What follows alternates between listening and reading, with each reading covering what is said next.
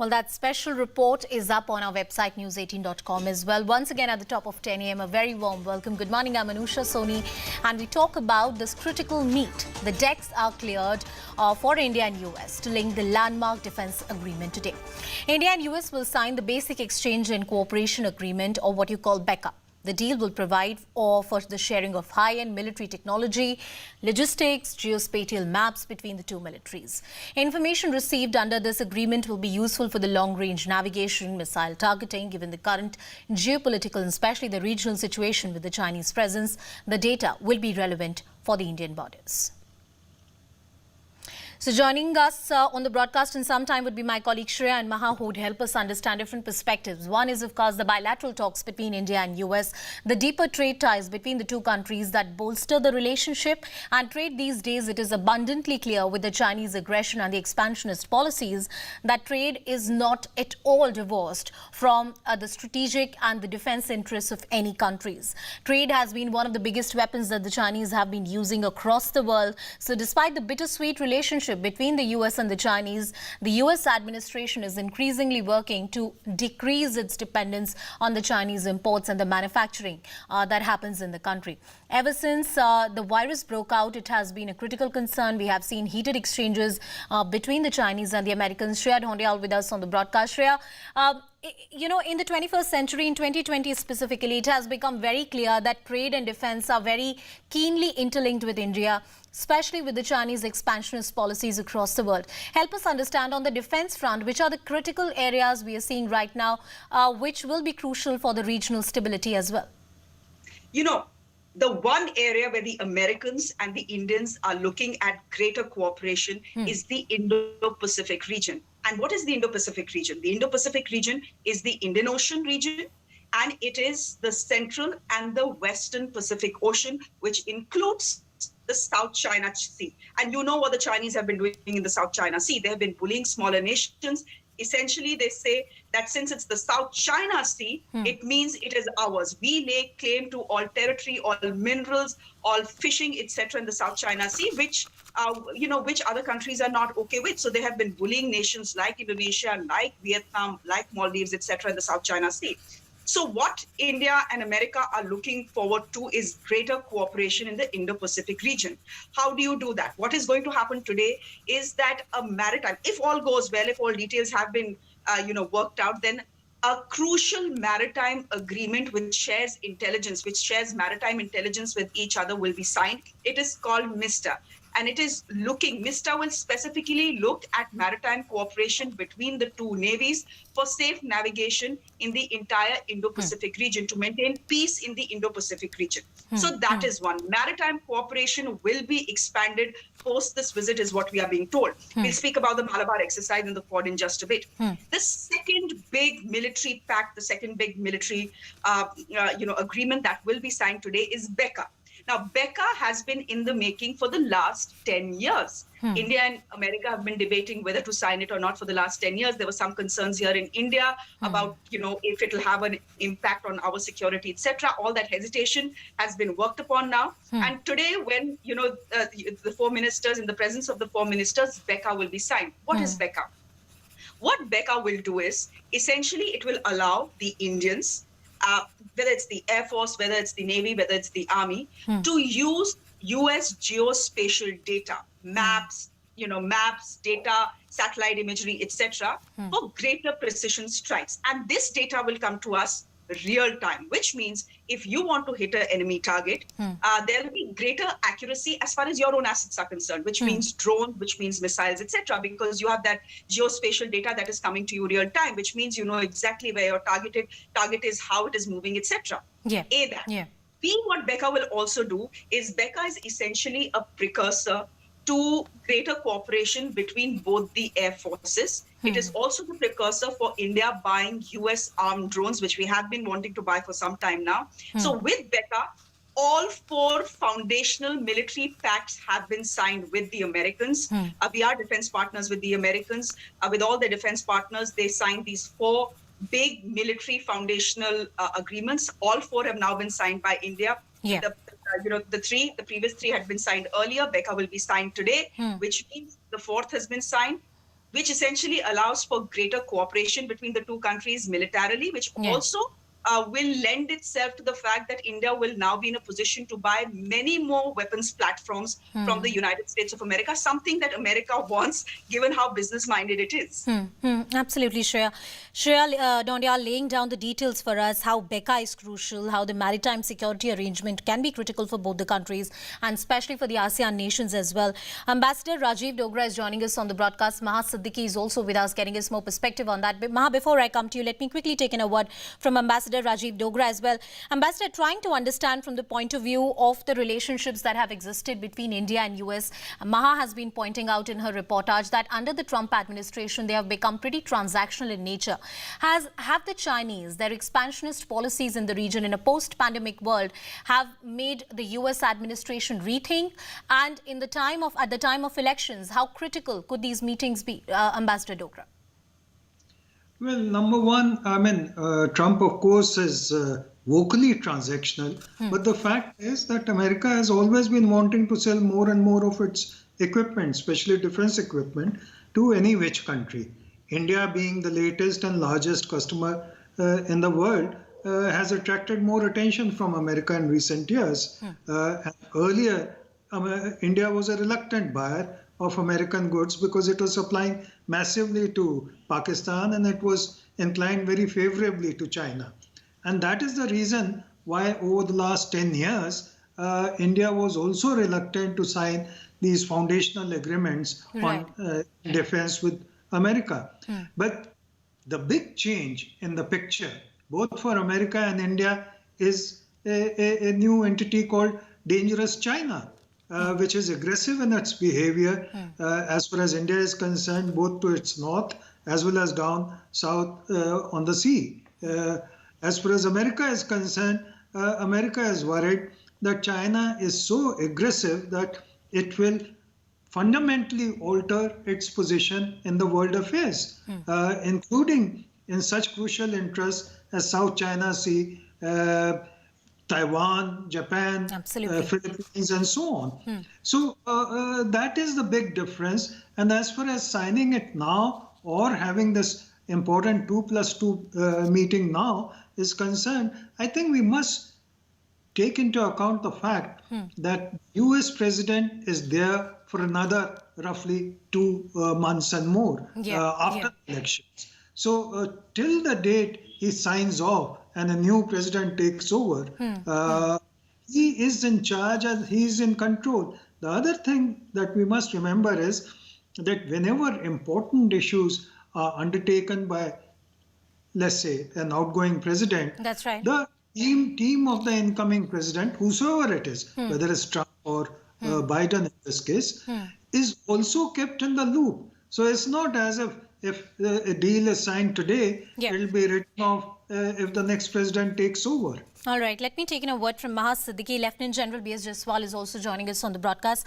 Maha, help us understand the trade ties between India and US have had their share of ups and downs that we have seen, especially the import duty, the transactional nature of the relationship. Can the Chinese and their expansionist policies really alter this one?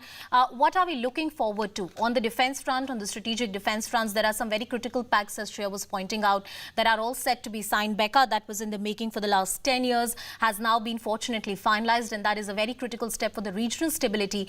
If I talk about the bilateral front between India and US and the trade scenario, how is that really appearing to be?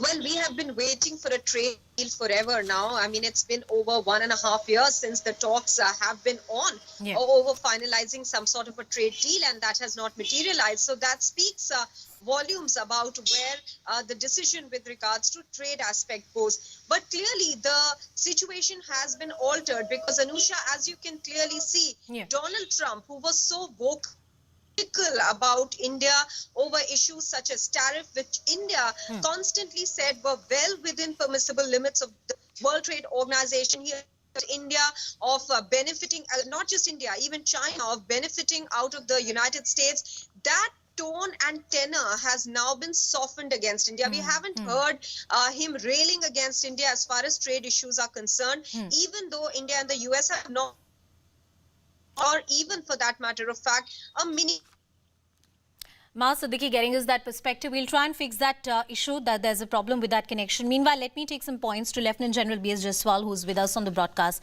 Lieutenant General Jaswal, I want to understand from you, as Shreya was pointing out, in the South China Sea, there has been some bullying that a lot of ASEAN countries have been facing, especially when it comes to Indonesia, Vietnam, Malaysia. Even, economic powers like Australia have had their issues. We have seen in the Quad agreement, in the Quad cooperation as well, there have been multiple voices that have been put forward. From the defense and the strategic point of view, this agreement, the BECA, which is a precursor to a lot of things to come, the 4 foundational agreements that have been signed, help us understand how close are the ties of India and US as far as the defense front is concerned, keeping in mind the threat from Pakistan and China. Well, firstly, there is a reason as to why our affinity with US is undergoing a change. That is on account of the strategic positioning of India in the global landscape. India has become important, and that's the reason US wants to become close to India, because it's got direct influence of in the Indo-Pacific, in the Asia as a region, and also the capability to check the hegemony attitude of China, which has been bullying the Southeast Asian countries. So that is one reason. And now Pakistan is being weaned away as far as the military supply is concerned. And of course, India is the main center now of interest. Now, when you are talking about Indo-Pacific region and the Quad coming up, that is a fallout of our closeness with US also, and Japan, Australia, and us. So it is going to, because that is again a center of gravity for all trade, etc., which is going to be coming up through China Sea. And if China has to be checked in that area, Quad has to be, I would call energized. Yeah. Now, the other agreements which have been there, the most important is your communication system and sharing of data. And I do presume, of course, the cyber protection and that insulation and that would be inherent, and that's extremely important because China has been attacking all countries through its cyber potential. So that is one thing. And now this exchange of military equipment. We got the howitzers 177. Now they're offering F-18 and other aircrafts also. So that is a very big thing. We are also going in for logistic sharing platform, which is their your LEMUA, as he is calling it. So I think militarily, we would be able to form, it's not part of the NATO per se, but a kind of an axis with, it's a quasi-NATO kind of an agreement with the US to check China and give a boost in the arm to India on its self-reliance. But let me tell you one thing over here. US is not going to fight the war of India. Absolutely. It can enable India, but it will not fight the war of India. That is sufficient. We can fight a war if we are well armed. We have digitized geospatial special data, and we can utilize all the intelligence, artificial intelligence, which US can provide. It's a big, big force multiplier. All right. Shreya Dhonial, she continues to be with us on the broadcast, Shreya. And also we have Ambassador Rajiv Dogra, who is our guest on the broadcast. Let me take in a few points with Mr. Rajiv Dogra. Ambassador Dogra, if you can help us understand, it took us about 10 years to make sure that there is a finalization of the BECA agreement. Shreya was also talking about the 4 foundational defense agreements which have been finalized so far. Data, as they say, is the new gold in today's age. How critical would this be? As Lieutenant General Jaswal was pointing out, no country is going to fight a war for India. India has to do it. But data sharing, intelligence sharing is very critical at a time like this. Help us understand the importance of it and which are the other key areas which India and US can explore. Well, absolutely. As General Jaswal pointed out, that technology in warfare is changing very fast. Not only is it changing, it is becoming extremely critical in winning a war and in psychological operations against the enemy. The recent example is Azerbaijan-Armenian war, where Azerbaijanians, thanks to the drones supplied by Turkey and Israel, have been hunting literally Armenian soldiers and their equipment from skies, and those poor chaps didn't know what hit them and from where it hit them. So drone usage in warfare is becoming critical, crucial, and very dangerously effective. So the worry is that China is far advanced in drone technology.